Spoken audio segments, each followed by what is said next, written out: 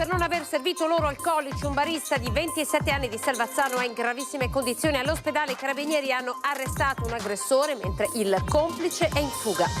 È morto Oliviero Toscani, fotografo delle storiche, provocatorie campagne pubblicitarie di Benetton. Aveva 82 anni, il cordoglio anche di chi, come il presidente Zaia, aveva avuto con lui confronti accesi. La tragedia al bike park di Borso del Grappa, ha aperto in procura un fascicolo contro ignoti per omicidio colposo, cordoglio a Motta di Levenza per la fine di Ivan Luccona, giovedì l'ultimo saluto. La polizia locale di Vicenza salva una ragazzina che stava mettendo in atto un gesto estremo dopo una delusione d'amore. A Venezia presentati gli eventi per il giorno della memoria. Il 27 gennaio l'allarme del vicepresidente della comunità ebraica Navarro Dina. Viviamo ormai in un clima simile a quello della Germania del 1933. Regionali tra Lega e Fratelli d'Italia, guerra di nervi, nuovo out-out del Carroccio. Sul Veneto continuerà a sventolare la bandiera di San Marco, anche se Roma non vuole, attacca il capogruppo in regione Villanova. Intanto il consigliere regionale Andrea Zanoni lascia il PD per passare ad Europa Verde. Li sento più vicini alle mie idee, dice l'ambientalista trevigiano. Ufficializzato il percorso del Giro d'Italia numero 108 che prenderà il via l'8 maggio. In Veneto l'arrivo della 13ª tappa che partirà da Rovigo. Dal 13 al 16 gennaio di 40 anni fa l'impressionante perturbazione che imbiancò anche il Veneto in quella che viene definita la nevicata del secolo. Dall'archivio storico di Antenna 3 le immagini di una Treviso quasi irriconoscibile. Il telegiornale del Veneto, buonasera, ben ritrovati. Ora alla notizia di cronaca di apertura a Selvazzano, comune del Padovano. Un barista è stato picchiato da 2 clienti per non aver servito alcolici. È in gravissime condizioni all'ospedale.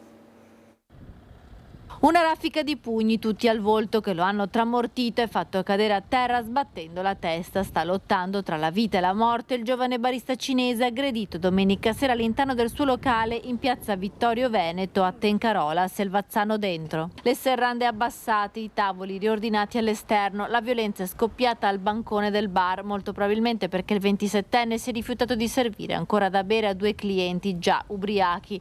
L'escalation di violenza è durata alcuni minuti, prima la lite per futili motivi, poi il pestaggio da parte dei 2 uomini, forse alterati dall'alcol.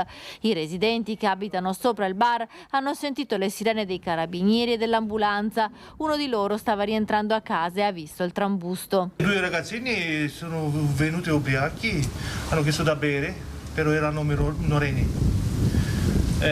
Marco, un ragazzo bravo, lui è sempre stato bravo. Rifiutato di dare da bere perché erano minorenni.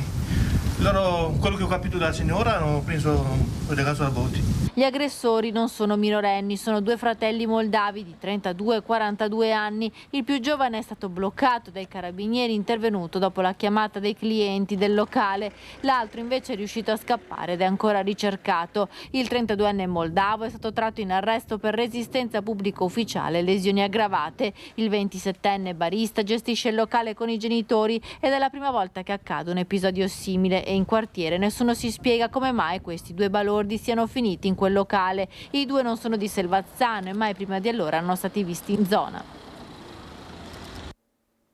È morto l'annuncio da parte della famiglia. Oliviero Toscani, fotografo delle storiche provocatorie e campagne pubblicitarie di Benetton, aveva 82 anni. Il cordoglio anche da parte di chi, come il presidente Zaia, aveva avuto con lui confronti anche accesi.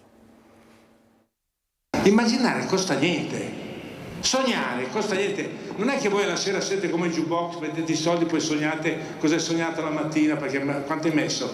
No, immaginare e sognare è gratuito, però crea ricchezza. Un anticipatore di battaglie politiche e culturali, un provocatore in un'Italia dai tanti tabù, come quello della malattia. Anche la sua, l'amiloidosi, l'ha svelata in un'intervista shock lo scorso agosto senza censure. Il fotografo milanese Oliviero Toscani è morto all'età di 82 anni all'ospedale di Cecina, dove si trovava da venerdì per l'aggravarsi delle sue condizioni. In mattinata sulla pagina Facebook ufficiale dello studio Toscani l'annuncio della famiglia. Il nostro amatissimo Oliviero ha intrapreso il suo prossimo viaggio. Biagio. Irriverente, visionario, un rivoluzionario della comunicazione che attraverso il suo obiettivo ha ritratto dei grandissimi, da Andy Warhol a Muhammad Ali, da Sofia Loren alle top model degli anni 90. Nel 1982 l'inizio del lungo sodalizio con la famiglia Benetton, e proprio di Benetton è uno dei primi messaggi di cordoglio: per spiegare certe cose le parole non bastano, ce l'hai insegnato tu, e allora preferiamo salutarti con un'immagine che hai scattato per noi tanti anni fa, nel 1989. Ciao Oliviero, continua a sognare. La campagna contro il razzismo, pelli di ogni colore una accanto all'altra, ma anche il malato di AIDS circondato dai suoi parenti, il bacio tra il prete e la suora, i preservativi colorati, la lotta all'omofobia, il pacifismo col palestinese e l'israeliano che si abbracciano, o la maglietta insanguinata di un soldato ucciso nei Balcani. Nel 2000 sono le foto dei condannati americani nel braccio della morte a incrinare i rapporti col gruppo di Ponzano, che interrompe la collaborazione.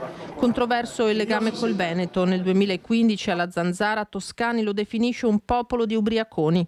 Benedetto de Dio, che è atavicamente da ubriachi, un accento da alcolizzati.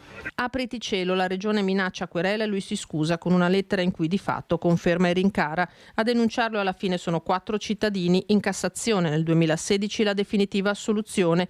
Dovreste ringraziarmi, scherza poi, vi ho sdoganato. La Lega, se avesse un po' di humor, purtroppo non ce l'ha.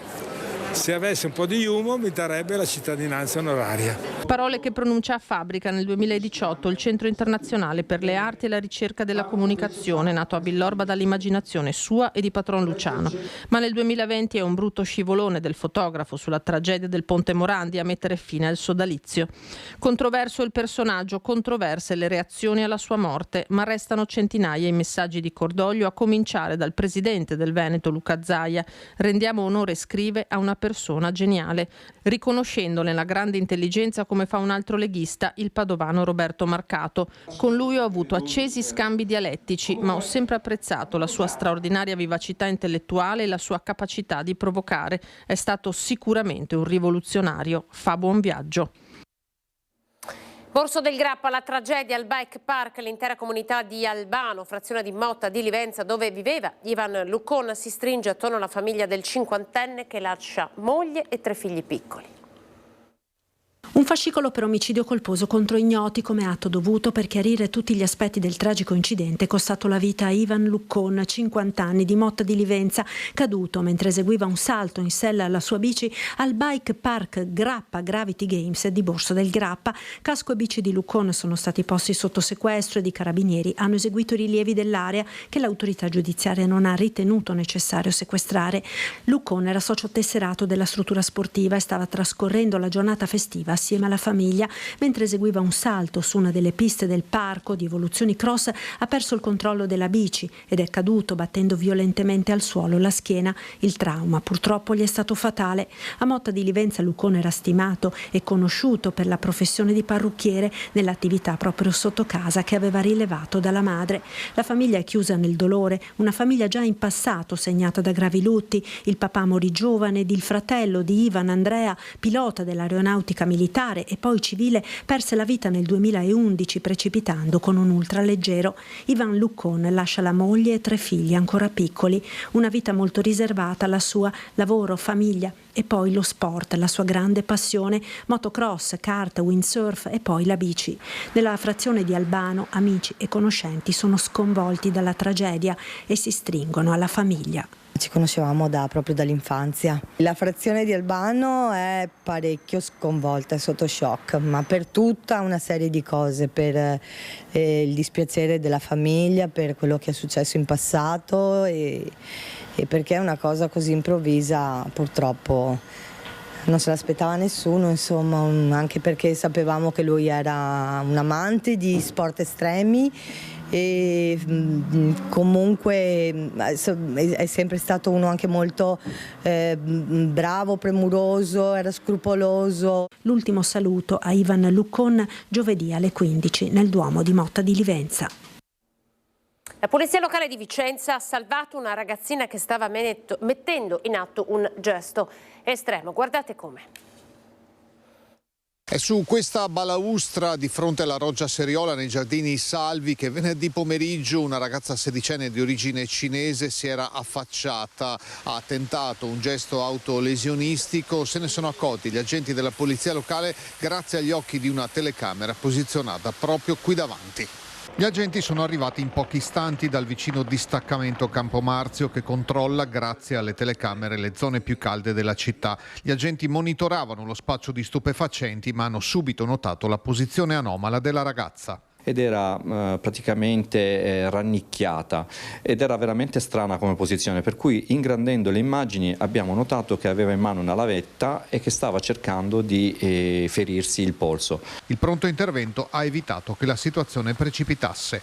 E io insieme ad una collega siamo arrivati praticamente di spalle e l'abbiamo subito presa e messa all'interno in sicurezza e tirata via la lametta dalle mani. La prima reazione della ragazza è stata quella di scoppiare a piangere. All'origine del gesto non c'era una questione di droga, bullismo o violenze subite, ma una cocente delusione affettiva. A causa delle difficoltà legate alla lingua è stato fondamentale l'aiuto di una negoziante della zona, anche lei cinese. Il fatto è accaduto intorno alle 16:30 dello scorso venerdì, ma nessuno si era accorto della giovane. E la gente che passeggiava molto probabilmente non si è accorta di quanto stava accadendo. La nostra fortuna, ripeto, è stato anche l'aiuto degli occhi elettronici. Grazie alla prontezza dell'intervento la vicenda si è risolta per il meglio, con l'auspicio che la sedicenne possa ritrovare serenità. L'abbiamo poi affidata ai genitori e anche al personale sanitario del SUEM che ha prestato i primi soccorsi. Un clima da Germania del 1933 durissima, la denuncia della comunità ebraica veneziana dopo le polemiche degli ultimi giorni. Lottare sempre contro l'intolleranza, la discriminazione, il razzismo e l'antisemitismo che hanno rialzato la testa in questi tempi bui e continueremo a farlo. Le parole del vicepresidente della comunità ebraica di Venezia, Paolo Navarro Dina, risuonano nell'aula consiliare di Ca' Fersetti. Dalla sua istituzione nel 2005, forse mai il giorno della memoria, la ricorrenza internazionale che commemora le vittime dell'Olocausto, si è svolta in città in un clima di tensione politico come quello di oggi. Il termine genocidio usato da Amnesty International nella presentazione a Venezia del proprio dossier sull'intervento militare israeliano a Gaza e la risposta della comunità ebraica cittadina hanno innescato una polemica il cui ultimo atto è l'arrivo di lettere, racconta Navarro Dina, a volte anche di aperta minaccia alla comunità ebraica. Trascinerete l'ombra dei vostri corpi verso l'infernale fiume flaggetonte, ribollente del sangue di voi versato per giacere in esso finalmente ed eternamente condannati. Questo è il clima che stiamo vivendo, un clima da Germania del 1933. Il parallelo è pesantissimo. Il 30 gennaio 1933 Adolf Hitler fu nominato cancelliere. Benché avesse solo una maggioranza relativa in Parlamento, già a marzo il Reichstag gli conferì per decreto poteri dittatoriali e ad aprile la riforma delle norme sui funzionari pubblici di carriera obbligò tutti i non ariani alle dimissioni e al pensionamento anticipato. Era il primo di una lunga serie di provvedimenti contro gli ebrei. Subito dopo parla Petra Schäfer del Centro Tedesco di Studi Veneziani, citando l'attuale ministra Claudia Roth. Vediamo l'antisemitismo in Europa crescere, quindi è fondamentale che collettivamente contrastiamo con piena convinzione tutti insieme l'antisemitismo nell'intero continente. La polemica sull'uso del termine genocidio aveva portato l'Ateneo Veneto a ritirare la disponibilità della sala. L'incontro si era poi svolto nei locali di San Giobbe dell'università, ma alcuni hanno attaccato la comunità ebraica accusandola di censura. La posizione degli ebrei veneziani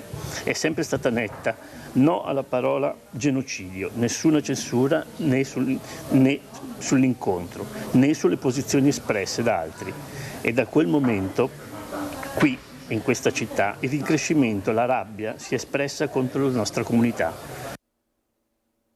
Siamo alla politica interna, regionali 2025 tra Lega e Fratelli d'Italia, è guerra di nervi, c'è un nuovo out-out da parte del Carroccio.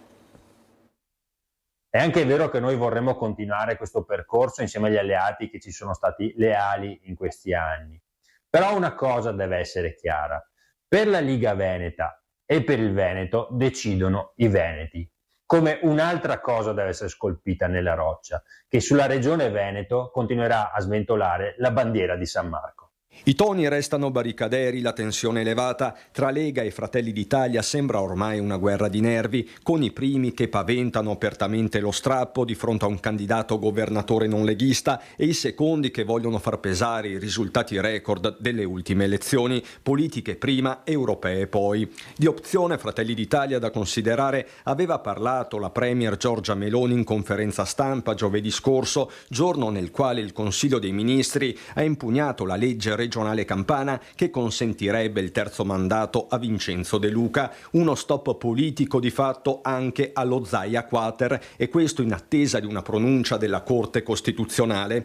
Intanto nel lessico leghista di inizio 2025 torna la contrapposizione netta tra Roma e Venezia. Tutti noi vorremmo che il prossimo candidato fosse ancora il presidente Zaia, ma come vedete i romani stanno facendo una strenua resistenza. Io sono profondamente convinto che la Lega insieme alla lista Zaia siano pronte ad affrontare qualsiasi scenario. Credo che questo dibattito sulla stampa non faccia bene, non aiuti, e che debba essere una cosa discussa su un tavolo di lavoro a livello nazionale, come viene fatto con tutti i dibattiti per le elezioni regionali, quindi non è una novità ma è una prassi consolidata. Ovviamente Fratelli d'Italia, come la Lega, come Forza Italia, quando andranno a porsi a livello nazionale hanno comunque sentiranno comunque le segreterie regionali, le segreterie provinciali, quindi hanno chiaro insomma la situazione del proprio partito nella propria regione. Per il momento tocca a Fratelli d'Italia almeno apparentemente il ruolo di forza federatrice, anche se lo stesso Raffaele Speranzon, senatore meloniano, ha fatto sapere tramite Gazzettino di non temere corse in solitaria. Chiaro che uno strappo veneto potrebbe avere ripercussioni sulla stessa stabilità di governo. Mi auguro assolutamente che non si arrivi allo strappo. Io sono per il centrodestra unito e quindi questo continuo a pensarlo. Intanto dall'opposizione c'è l'annuncio shock: Andrea Zanoni lascia il Partito Democratico per Europa Verde e Sinistra. La lotta al consumo del suolo, la tutela dell'acqua, la tutela dell'aria. Europa Verde li ha in cima alla lista dei punti programmatici. Dopo circa 12 anni di militanza, il consigliere regionale Andrea Zanoni lascia il Partito Democratico per aderire ad Europa Verde, una svolta a sorpresa annunciata a Palazzo Ferrofini a Venezia in un incontro convocato appena un paio d'ore prima e motivata con la maggiore vicinanza dei Verdi alle sue visioni politiche. Io mi sono sempre occupato di tutela dell'ambiente, tutela della biodiversità, tutela degli animali, ho fatto importanti lotte contro il consumo del suolo, quindi Europa Verde è il partito che oggi più si occupa e ha ben chiaro in agenda tra i punti programmatici tutti questi temi che mi sono sempre stati molto cari e che magari qualche volta sono stati dimenticati invece dal Partito Democratico. Da almeno un ventennio Andrea Zanoni è impegnato sul fronte ambientalista non solo come politico ma anche attraverso una lunga militanza in numerose associazioni del settore.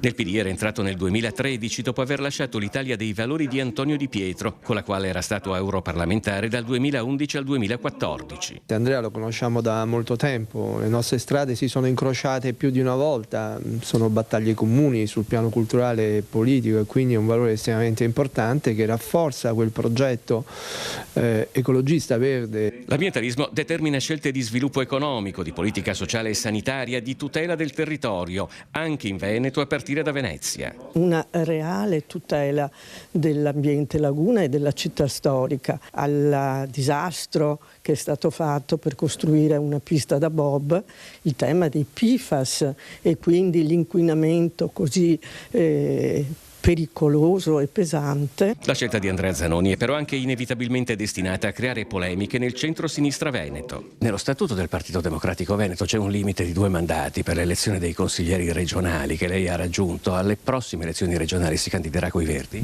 Bisogna sconfiggere questa destra che governa ormai da più di 25 anni. Questo per me è anche un passaggio di coerenza. Quindi è un sì?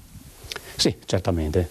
Senta, lei è anche il primo dei non eletti al Parlamento europeo, sempre con il Partito Democratico. Se dovesse esserci una defezione a Bruxelles, lei subentrerebbe in Parlamento. Con che casacca? Quella del PD o dei Verdi? Ma la risposta è scontata con Europa Verde.